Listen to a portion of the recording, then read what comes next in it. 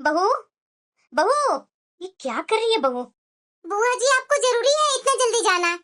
अभी अभी तो आए हैं बुआ जी, कुछ दिन तो और रुक जाते हैं। अरे बहू, इतना दिन तो रुक गई, हम कितना दिन रुकूं मैं? बहू, जब से तू इस घर में कदम रखी है ना बहू, तब से मेरा मायका वापस मिल गया।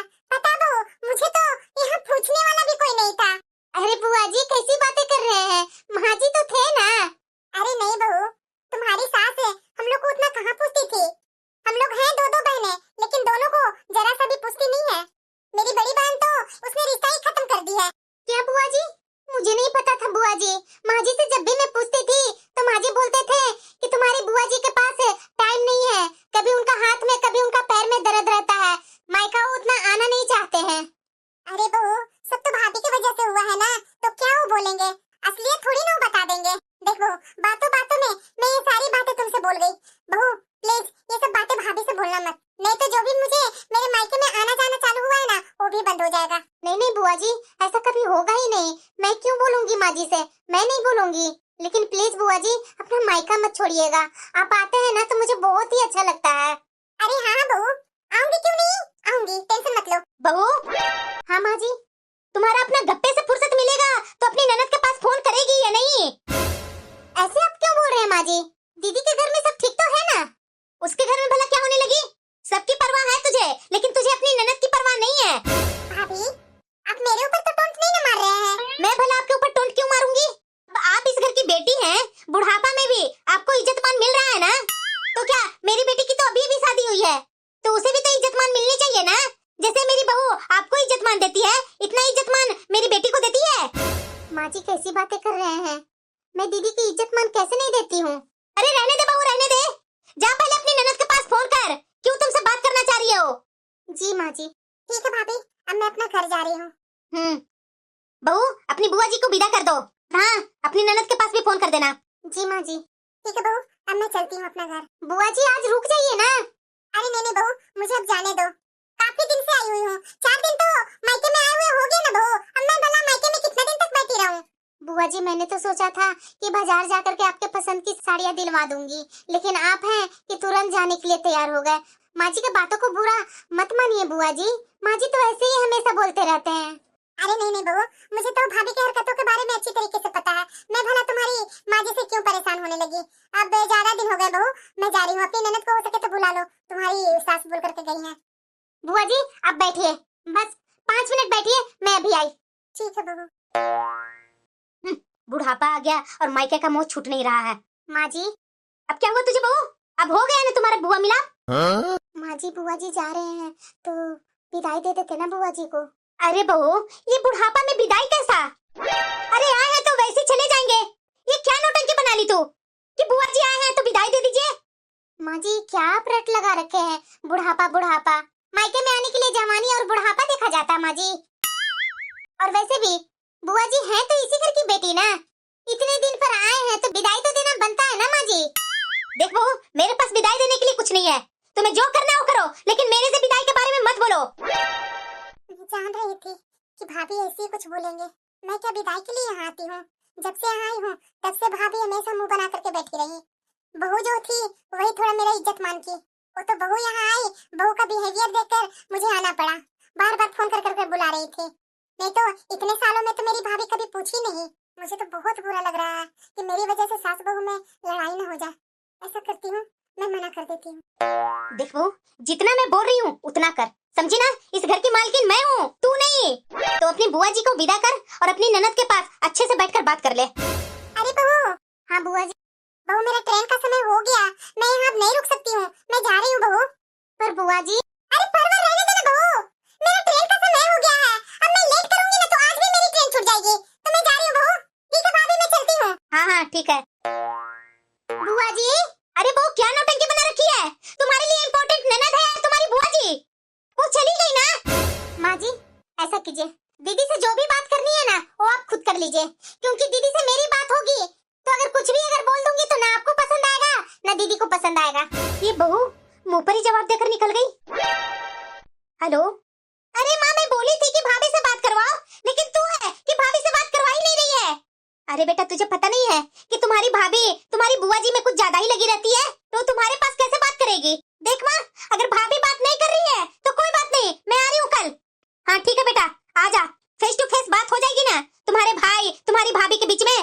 रहेगा। ठीक है माँ। बहू को कुछ ज्यादा ही गर्मी हो गई है। बहू, क्या हुआ माँ जी? अरे क्या हुआ करते रहती है? खाना बनाई जो मैं बोली थी। माँ जी उठ करके बना ही न रही हूँ। आप इतना लंबा चौड़ा फरमाइश भी तो किए हैं। वाह बहू, मेरी बेटी जब भी यहाँ आने के लिए रहती है ना, तभी तुम्हारा मुंह बनने लगता है। अरे तुम्हारी ननद आ रही है, अपनी ननद के लिए खाना उसका पसंद का नहीं बनाएगी, ये क्या बात हुई? कल तक तो तुम्हारी बुआ जी आई थी, तो हर दिन बुआ जी का ही पसंद का खाना बना रही थी। आज अपनी ननद के लिए उसका पसंद का खाना नहीं बना सकती है? ऐसा बोल रहे हैं ननद रानी, लगता है 1 साल बाद आ रही है। 1 सप्ताह पहले गई थी, फिर आ रही है। फिर से अपने मुंह में बोलने लगी। अरे बना रही है, जल्दी जल्दी हाथ चला। माँ, कहाँ हो माँ? ये देखो मेरी बेटी भी आ गई और तुम्हारा खाना अभी तक बना भी नहीं है। बना ही तो रही हूँ माँ जी। जल्दी जल्दी हाथ चला और कुछ ठंडा बना करके ले आ, गर्मी पड़ रही है। मेरी बेटी इतनी गर्मी में आई है। जी माँ जी। आ रही हूँ बेटा। शादी हो गई ननद रानी की, लेकिन हर एक सप्ताह यहाँ पहुँच ही जाएंगी। पता नहीं ननद रानी आज क्या चुगली करने आई है और क्या लेने आई है। अरे बेटा आ गई तू। नमस्ते माँ। अरे खुश रह बेटा, खुश रह। माँ, भैया से बात की थी? अरे बेटा मैं क्या बात करती, नहीं बात की हूँ। अब तो कल बोल ही रही थी कि मैं कल आ रही हूँ, तो मैंने सोचा कि जब तू आ ही रही है तो सामने से ही अपने भाई और भाभी से बात कर ले। क्या माँ, ये कैसी बातें कर रही है? अगर तू बात कर लेती तो क्या होता? बताओ जरा, इस प्रॉपर्टी पर मेरा भी तो हक बनता है ना माँ। अब पापा तो इस दुनिया में है नहीं, इसलिए माँ मैं जल्दी से जल्दी सोच रही हूँ कि बंटवारा हो जाए, वही ठीक रहेगा। और तुम्हारा मुंह खुल ही नहीं रहा है, ऐसे कब तक चलेगा माँ? अच्छा लगेगा ना कि वो भाभी दूसरे घर से आई है और दूसरे घर से आकर के तुम्हारे और पापा का बनाया हुआ प्रॉपर्टी पर राज करेगी, दूसरे घर की लड़की। अरे क्या बोल रही है बेटा तू? मेरे पति की संपत्ति पर मेरी बहू ऐश करेगी? ऐसे मैं थोड़ी ना होने दूंगी। इस संपत्ति पर आधा तुम्हारा भाई का हक है तो आधा तुम्हारा हक है। हाँ माँ, यही होना ही चाहिए। और इस बार तो मैं बंटवारे के लिए मायके आई हूँ। ये माँ बेटी झगड़ क्यों रहे हैं? इतना तेज आवाज में बोल रहे हैं। इस बार इनकी बेटी को क्या हो गया? अरे बहू अपनी ननद के लिए शरबत पानी लेकर आ रही है। ला रही हूँ माँ जी। लग रहा है दोनों में चुगली अच्छा खासा हो रहा है। ये तो माँ बेटी जहाँ रहेंगे तो चुगली ही होते रहेगा। अरे माँ, खाना वाना हो गया है तो जाकर के अपने कमरे में सो ना, यहाँ बैठने के लिए क्यों बोल दी? बेटा तुमसे ही बात करनी थी, इसलिए बैठने के लिए बोली हूँ। माँ शाम को बात करते हैं ना, इतना भी जल्दी क्या है? नहीं बेटा, मुझे अभी बात करनी है। अच्छा ठीक है, बताओ क्या बात करनी है? बात ये है बेटा कि इस प्रॉपर्टी में से अपनी बहन को आधा हिस्सा दे दो। क्या? हाँ बेटा। ये क्या बोल रहे हैं भैया? जब पापा रहे नहीं तो ये प्रॉपर्टी का कब हिस्सा कीजिएगा? जब माँ नहीं रहेगी तब।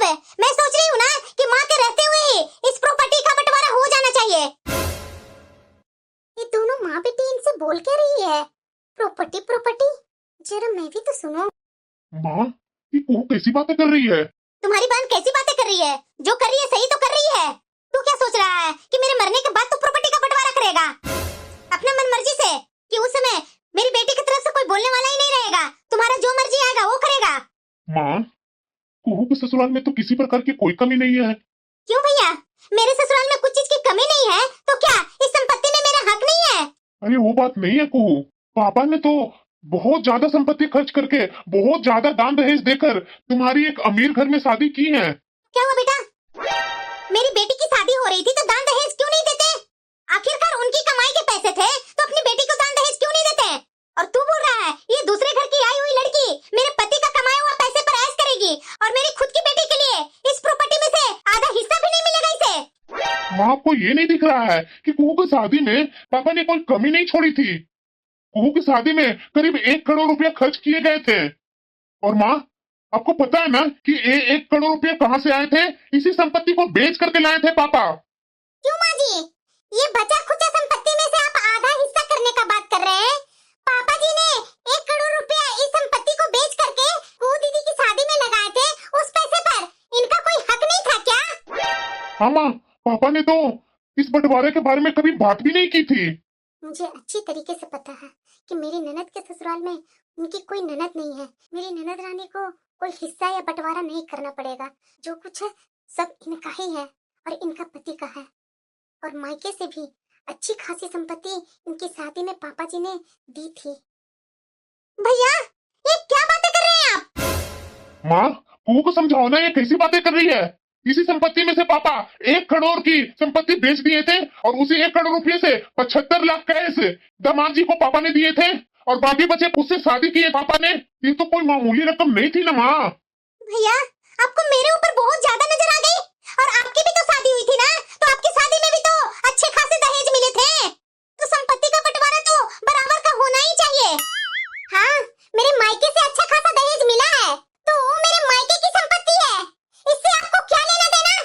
और ना मैं दहेज लेकर इस घर में आई हूँ और ना मैं अपने मायके जा रही हूँ अपने भाई से बाकी की बची संपत्ति का बंटवारा मांगने। जैसे आपके पापा ने यहाँ की संपत्ति बेचकर इतने अच्छे इतने बड़े घर में शादी की है ना, इसी तरह से मेरे पापा ने भी मेरी शादी में मेरे मायके की कुछ संपत्ति बेची है, तो मेरा कोई हक नहीं बनता कि मैं बची हुई संपत्ति में से भाई से हिस्से मांगने जाऊं। मेरे ससुराल में जितना संपत्ति मेरे पास है ना, उससे मैं बहुत खुश हूँ और ऐसा होना भी चाहिए। और उसी तरह से आपके पास भी आपके ससुराल में अच्छी खासी संपत्ति है, फिर भी आपको अपने मायके की संपत्ति पर लालच है। उससे मुझे कोई लेना देना नहीं है। आप अपने मायके में अपना हिस्सा लीजिए या मत लीजिए, पर पापा की संपत्ति में से तो 2 बराबर हिस्से में करवा कर ही रहूंगी। और इसके लिए मुझे कानून का सहारा लेना पड़ा ना, तो वो भी मैं लूंगी।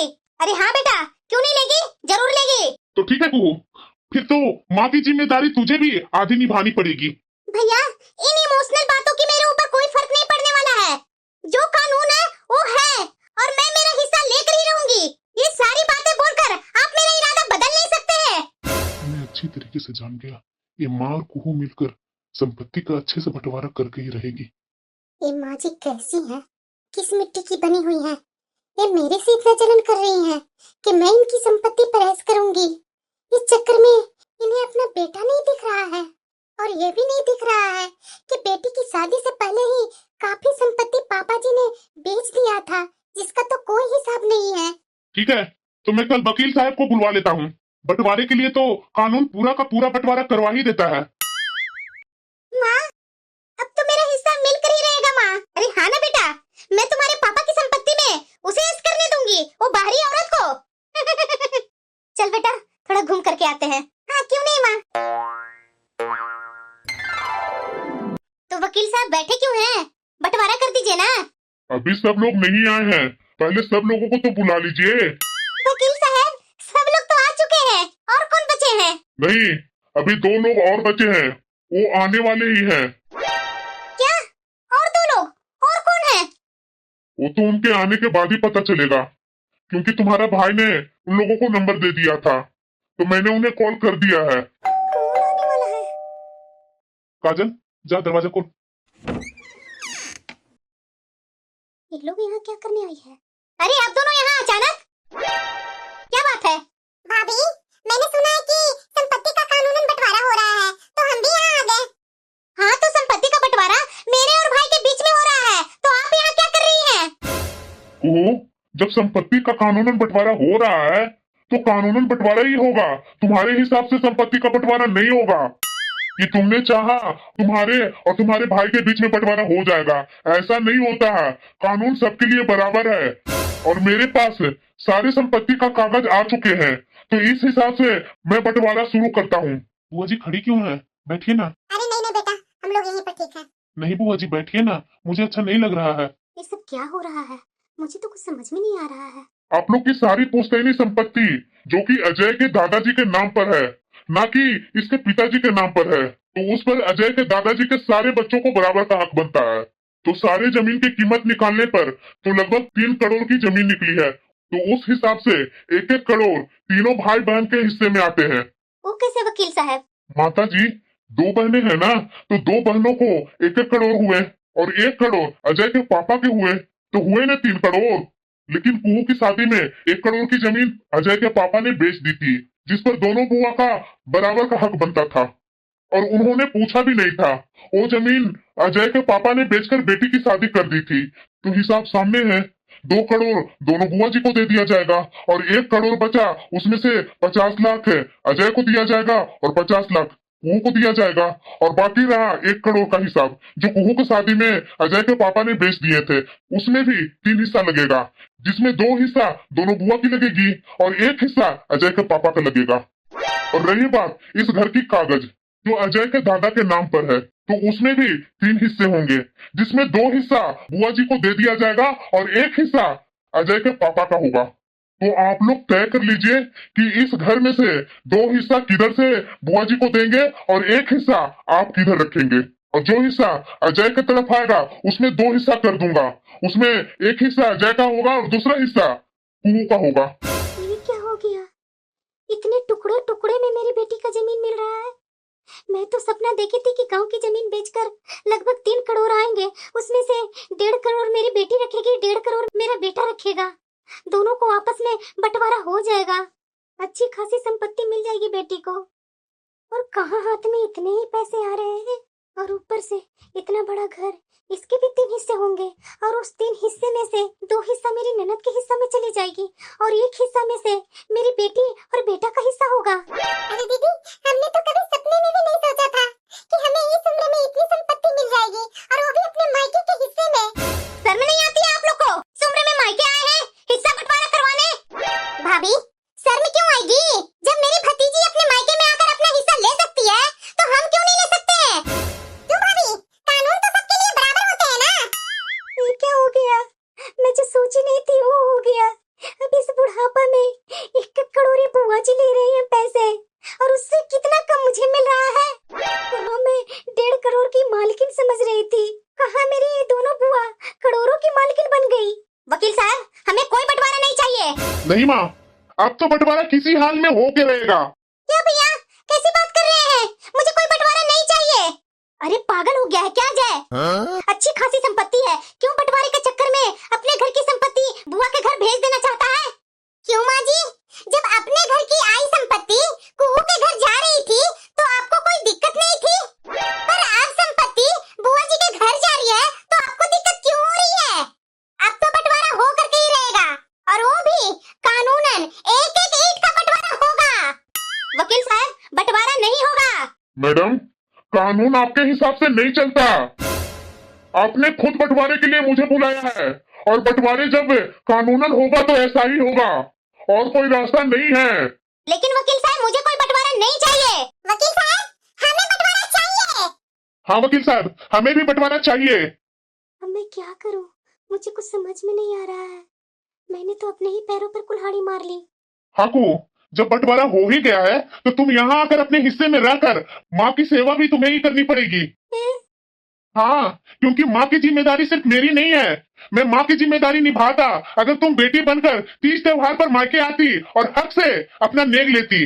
लेकिन तुमने भाई बनकर हिस्सा ले लिया है, तो तुम्हें भाई बनकर के ही जिम्मेदारी निभानी पड़ेगी। और आज से तुम मेरी बहन नहीं हो, भाई हो, और तुम्हें यहाँ पर रहकर माँ की पूरी जिम्मेदारी उठानी पड़ेगी।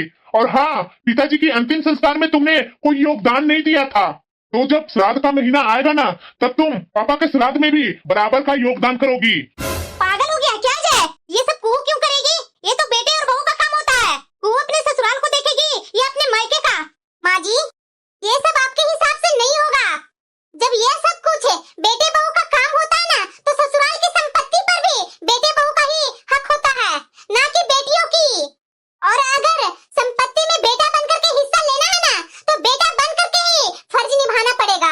ये तो बिल्कुल भी नहीं होगा कि जब दिल किया तो बेटी बन गए और तीज त्योहार ले लिया। मायके से जब दिल किया तो बेटा बन गए और अपना हिस्सा ले लिए। मैं तो अपनी लालच में आज अपना मायका पूरी तरह से खो दी। मैं कौन सी जलन में मैं ये सब कर डाली। मेरा तो जलन यही था ना, मेरी बेटी की संपत्ति पर ये दूसरे घर की आई हुई लड़की मेरी संपत्ति पर राज न करे। वकील साहब, बंटवारा कर दीजिए, जो भी करना है वो बता दीजिए, मैं कर देता हूँ। हाँ, तो इतना देर से मैं चिल्ला क्यों रहा हूँ? बंटवारा तो हो गया। दीदी, मैं जो सोच रही हूँ वो तुम भी सोच रही हो क्या? अरे हाँ कमला, मैं क्या दूसरी हूँ जो दूसरे तरह से सोचूंगी? जो तुम सोच रही हो वो मैं भी सोच रही हूँ। वही ना दीदी, हमारे शादी में हमारे पिताजी ने अच्छा खासा पैसे खर्च किए थे, तो हमें मायके में हिस्सा नहीं चाहिए। वही ना कमला, लेकिन हम अपना भतीजा का साथ हर हाल में देंगे। तो ठीक है। वकील साहब, हाँ बोलिए। आपने जैसे बंटवारा किया वैसे तो हमने अपना हिस्सा ले लिया। हम अपना हिस्सा अपनी मर्जी से अपनी भतीजा को देते हैं। ये क्या हो गया?